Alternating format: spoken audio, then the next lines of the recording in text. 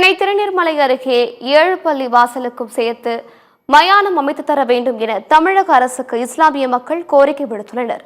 சென்னையை அடுத்த திருநீர்மலை அருகே மசூதி கடந்த 12 ஆண்டுகளுக்கு மேலாக உள்ளது.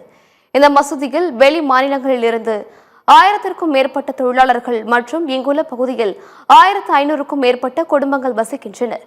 இந்நிலையில் தற்பொழுது உள்ள இஸ்லாமியர்களுக்கான மயானம் இடவசதி இல்லாத காரணத்தால் 7 மசூதிக்கும் சேர்ந்தவாறு மயானம் வேண்டும் என பள்ளிவாசல் செயலாளர் முகமது முத்தலிபு தமிழக அரசுக்கு கோரிக்கை விடுத்துள்ளார். இந்த சரௌண்டிங்கில் இருக்கிற இஸ்லாமியர்களுக்கு மயானங்கிற கபரஸ்தான் இடம் இல்லாமல் ரொம்ப சிரமப்பட்டு இருக்கோம். இந்த சிரமத்தை போக்கும் வகையில் நான் தமிழக முதலமைச்சருக்கும் கோரிக்கை வச்சோம். தமிழக அரசுக்கும் 2017 நாங்கள் கோரிக்கை வச்சுக்கிட்டு இருக்கோம். இதுவரை எந்த சவியும் சாகில எங்களை அலக்களிக்காங்க.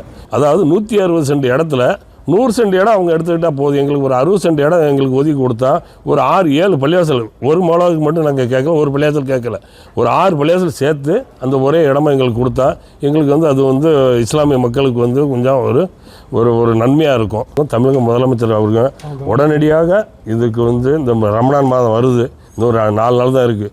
அதுக்கு முன்னாடியே இதுக்கு ஒரு முடிவு செய்து ஒரு தீர்மானத்தை மாற்றி திருமுடியோக்க பஞ்சாயத்து தலைவர் தீர்மானத்தை மாற்றி எங்களுக்கு அந்த இடத்துல சர்வே நம்பர் 306 இடம் ஒதுக்கி கொடுத்தா இஸ்லாமிய மக்கள் சிரமத்தை போக்கும் வகையில் நன்மை அடையும்.